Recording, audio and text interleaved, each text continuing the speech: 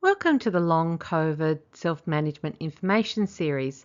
My name is Leanne and I work with Emerge ACT. In this video, we'll talk about managing your relationships. But firstly, a disclaimer. The information given in these videos is intended as a guide only, and some advice may not be relevant to your particular circumstance. These are only suggestions, and your undertaking of these should be done at your own physical level or ability. When you have a chronic illness, managing relationships with friends and family can be challenging. It takes time and energy, which are very precious resources when you have an energy limiting condition. But healthy relationships can also support you to manage the loneliness that comes with living with long COVID. Some common frustrations include not feeling understood by people who don't believe you are ill or don't understand how serious your limitations now are. Because you don't have an arm in plaster or walking on crutches, they forget that you are actually unwell. This is known as an invisible illness, and there are millions who suffer from these conditions every day. The unpredictability of symptoms and our limits, which can make it difficult to maintain relationships. Feeling guilty for not being able to do what we used to do, and blaming ourselves for getting sick or for not contributing to family or society. Feeling underdependable, as we often have to cancel commitments which can lead to misunderstanding. And we have more time alone or feeling different from other people, leading to isolation. Some strategies for managing relationships include assess and triage.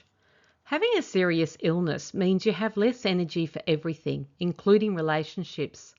One way to help with this is to practice relationship triage. This is when you make a concentrated decision about who you will spend your time with and for how long. Educate others selectively.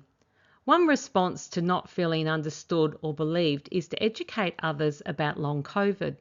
This approach may require patience and persistence on your part. Remember, other people need time to understand and adapt to your illness just as you are having to. Change expectations and use assertiveness. Changing expectations is gradual, but also helps others adjust.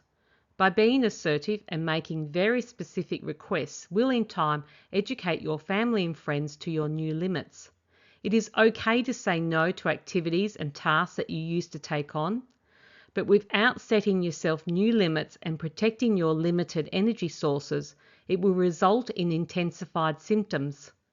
For example, you can teach your family and friends to leave you undisturbed during your rest breaks, and make your limits clear by telling others how long you will talk on the phone, or how much time you will spend at a social event, and so on. Use tools such as the Do Not Disturb and timer functions on your phone. Do your part. Our illnesses and limits may force others to take on additional responsibilities. Acknowledge the problems your illness creates and appreciate the efforts of others. If you are having a bad day, rather than take it out on others, list what you can do, such as listen to music, take a walk, or have a rest. Let friends and family know that you may be unreliable, but you still care and that you regret cancelling. Change how you socialise. Instead of face-to-face catch-ups, consider using social media, emails and phone calls, and limit the length of these interactions. Go to cafes out of their busy times and limit your time depending on your energy levels that day. For example, I would love to stay for lunch but only have an hour. If getting out of the house is too hard, have a friend come to you. Build new sources of support. Creating new relationships can be a powerful antidote to counteract some of the losses and the isolation brought by illness. One source of support is from others who have long COVID or similar conditions such as ME/CFS. Professional support may be helpful as well. Try to find a therapist who specialises in working with people with chronic illness. And finally, accept help and be specific about the help you need. Even the smallest amount of support can make a big difference to your symptoms. So take what you can with gratitude. Included in this playlist are additional short YouTube videos that will enhance our discussion on this topic. Please feel free to peruse at your leisure, and if you find information that you think will be useful to others, please drop us a line via our email. That is it for today's topic, but always remember to stay supported, and if you need further information, please log on to our website at emergeact.org.au.